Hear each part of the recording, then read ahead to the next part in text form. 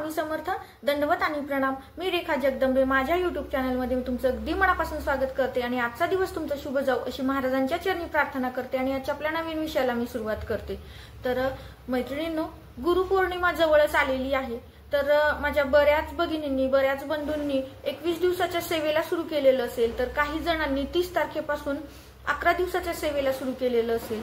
तर मग गुरुपौर्णिमेचं औचित्य साधून आपण म्हणजे प्रत्येक जण ज्याच्या त्याच्या परीने आपल्याला जशा शक्य होतील तशा सेवा करत असतात.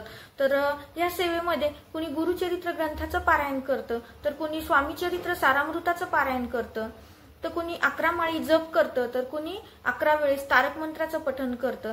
तर मग आपल्याला ज्या पद्धतीने सेवा घडतात किंवा ज्या ज्या सेवा करायला घडतात त्या सगळ्या सेवा करण्याचा प्रयत्न प्रत्येक जण करत असतं.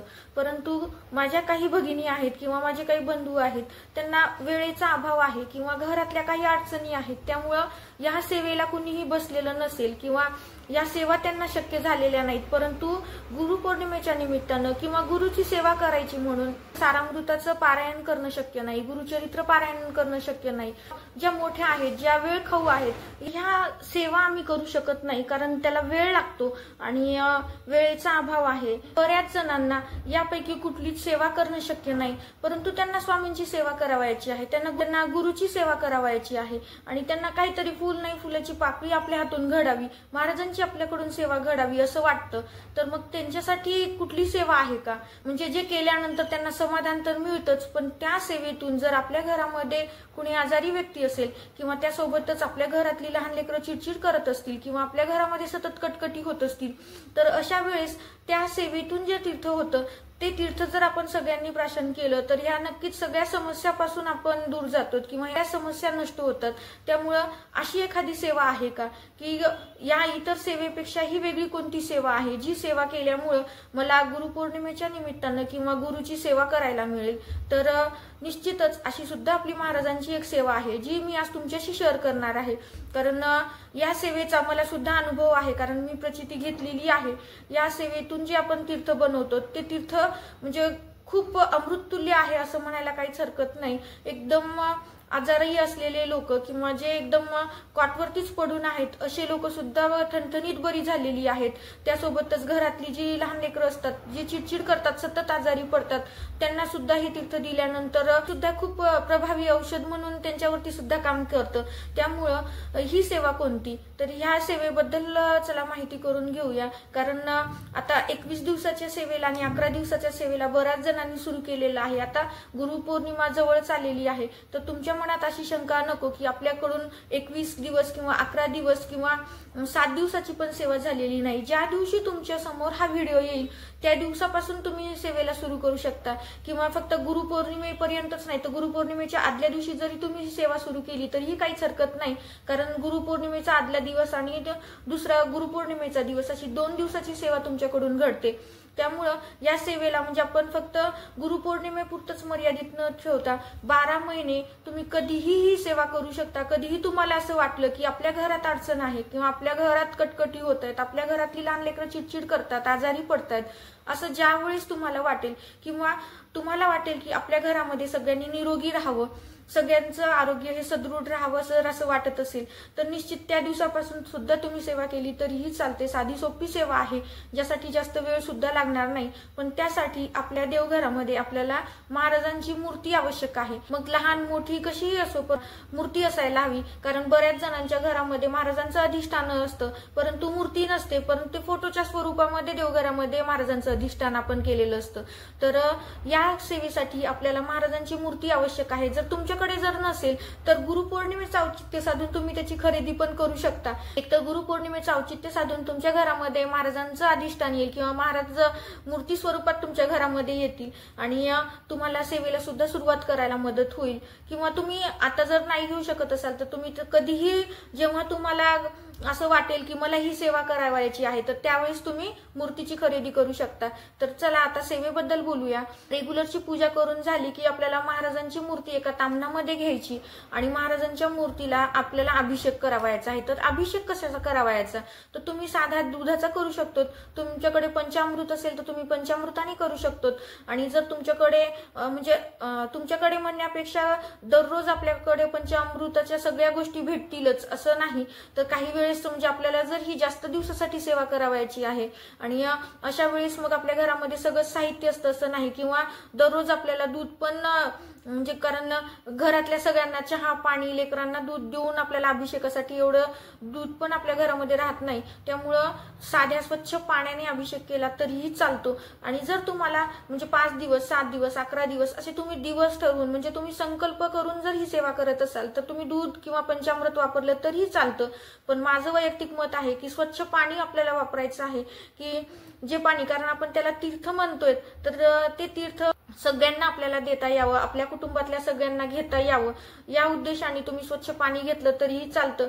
कारण दूध वगैरे असेल तर मग आपण थोडासा आपला हात आखडला जातो, जेव्हा आपण अभिषेक घालतो तेव्हा तर आपले सगळे म्हणणं होईपर्यंत ते दूध पुरलं पाहिजे किंवा पंचामृत पुरलं पाहिजे, त्यामुळे थोडासा आपण हात आखूड करतो, तर हात आखूड न करता आपल्याला म्हणजे तशी वेळ येऊ नये यासाठी आपण स्वच्छ पाणी घ्यायचंय आणि स्वच्छ पाण्याने महाराजांना अभिषेक घालायचंय। असं आपण अभिषेक घालताना नेहमी म्हणजे 11 वेळेस पुरुष सूक्त, 11 वेळेस तारक मंत्र, 1 माळ स्वामी समर्थ मंत्राचा जप, हे या पद्धतीने आपण अभिषेक करत असतो। परंतु जेव्हा आपल्याला एक सेवा म्हणून करावायची आहे, वेळेचा अभाव आहे, वर्किंग वुमन आहात तुम्ही किंवा तुम्हाला इतरही म्हणजे घरात बरीच लोक राहतात, त्यामुळे सगळ्यांचं करून तुम्हाला सेवा करावायची असतील तर अशा वेळेस आपल्याला ह्या सगळे मंत्र वगैरे स्तोत्र न घेता आपल्याला फक्त दररोज सेवेचं आपल्याला तीर्थ बनवायचं आहे। तर त्यासाठी तुम्ही फक्त 1 वेळेस पुरुष सूक्त आणि 1 वेळेस तारक मंत्र, या मंत्राचं म्हणजे या 2च मंत्राचं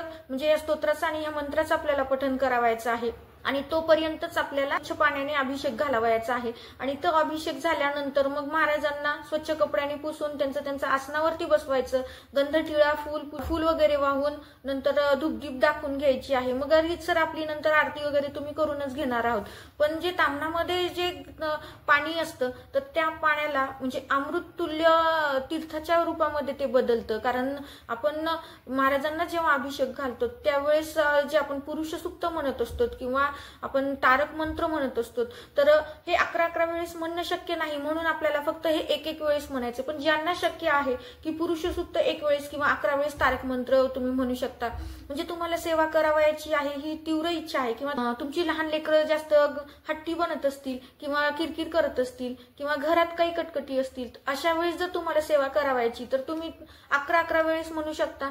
पण तुम्हाला नाही, फक्त गुरुपौर्णिमेचं निमित्त साधून किंवा तुम्हाला फक्त महाराजांची सेवा करायची इच्छा आहे म्हणून जर करायचं असेल तर अशा वेळेस तुम्ही 11 वेळेस न म्हणता तुम्ही 1 वेळेस म्हणलं तरीही चालतं। तर हे अमृततुल्य जे तीर्थ आहे हे जर घरातल्या सगळ्यांनी प्राशन केलं तर निश्चितच आपल्या आरोग्यात म्हणजे चांगला बदल तुम्हाला पाहायला भेटेल। जर कोणी आजारी असेल तर त्यांचा आजार पण दूर होईल, आणि जर लहान लेकरं जास्त हट्टीपणा करत असतील किरकिर करत असतील त्यांना जर हे तीर्थ पाजवलं तर त्यांचा हट्टीपणा कमी होतो, त्यासोबतच किरकिर कमी करतात आणि घरामध्ये सुद्धा काही मोठ्यांमध्ये काही भांडण किरकिर किंवा नवरा बायकोमध्ये काही वाद वगैरे होत असतील, काही घरामध्ये दररोजच वाद होतात, तर मग अशा वेळेस हे जर तीर्थ दोघांनी ग्रहण केलं तर निश्चितच त्यांची पण डोकी शांत राहतात, परिणामी घरामध्ये सुख समाधान समृद्धी नांदते। त्यामुळं साधी सोपीच सेवा आहे। जर तुम्हाला कुठल्याच सेवा करणं शक्य झालेलं नसेल किंवा तुम्ही कुठलाच संकल्प अद्याप केलेला नसेल तर अशा वेळेस तुम्ही संकल्पयुक्त ही सेवा करू शकता। आणि जर तुम्हाला संकल्प करायचा नाही पण सेवा करायची म्हणून करायचं असेल, कारण प्रत्येक वेळेस काही मागण्यासाठीच सेवा करायची नसते, तर काही वेळेस आत्मिक समाधानासाठी सुद्धा आपण सेवा करतो, तर अशी सेवा तुम्हाला करायची असेल तर ही साधी सोपी कमी वेळ खाऊ असलेली सेवा आहे। कारण फक्त 1 वेळेस पुरुष सूक्त आणि 1 वेळेस तारक मंत्र म्हणायला तुम्हाला जास्त वेळ लागणार नाही। आपली देवपूजा झाली की 10-15 मिनिटांमध्ये तुमची ही सेवा तुमच्याकडून होईल। ज्यांची तीव्र इच्छा आहे त्यांनी आवर्जून ही सेवा करा, या सेवेचे खूप फायदे आहेत। तर साधी सोपीच माहिती आहे, परंतु ज्यांनी काहीच संकल्प केलेला नाही, ज्यांनी कुठल्याच सेवा अद्याप सुरू केलेल्या नाहीत किंवा त्यांना म्हणजे इतर सेवेची भीती वाटते आणि काहीतरी सेवा करावी अशी मनात तीव्र इच्छा आहे, तर अशा वेळेस त्यांनी ही सेवा आवर्जून करा। तर मग आता काही जणांच्या मनात प्रश्न पडेल की ही सेवा कुणी करायची आहे, याच्यासाठी काही नियम आहेत का? तर ही सेवा कुणीही केली तरीही चालते की घरातल्या एका कुठल्याही मेंबरनी ही सेवा केली तर चालते। जर तुमच्या घरामध्ये पुरुष पूजा करत असतील तर अशा वेळेस त्यांनी ही सेवा केली तरी चालते। घरात स्त्री जर ही सेवा करत असेल किंवा दररोज देवपूजा करत असेल तर मग स्त्रीने ही सेवा केली तरी चालते। ही स्त्री ही सेवा करते, तिला मासिक पाळी आलेली असेल तर अशा वेळेस घरातल्या इतर कुणीही ही सेवा केली तरी चालते, फक्त सेवेत खंड पडू देऊ नका, हाच एवढा नियम पाळा। आणि त्यासोबतच दुसरा नियम म्हणजे आपल्याला कडकडीत मांसाहार वर्ज्य करायचंय। ज्यांनी ही सेवा करतात त्यांनी तर अजिबात मांसाहार करायचा नाही। तुम्हाला जेवढे दिवस सेवा करायची तेवढे दिवस तुम्ही करू शकता, परंतु तेवढे दिवस तुम्हाला मांसाहार मात्र वर्ज्य करायचा आहे। जर तुम्हाला म्हणजे स्त्री घरातली सेवा करत असेल आणि इतर घरातल्यांना मांसाहार करावायचा असेल तर अशा वेळेस त्या स्त्रीने ते बनवून दिला तर चालतो, परंतु आपल्याला सेवा आधी झाल्या पाहिजे। शक्यतोपर्यंत अभिषेक ही सेवा आपण 12च्या आधीच करतो, महाराजांना 12च्या आधी स्नान घालतो, त्यामुळं पहिल्यांदा तुम्ही सेवा करून घ्या आणि सेवा झाल्यानंतर जर तुम्ही घरात म्हणजे तुम्हाला अनिवार्य आहे बनवणं तर अशा वेळेस ते तुम्ही बनवा, परंतु तुम्ही स्वतः ते खायचं नाही।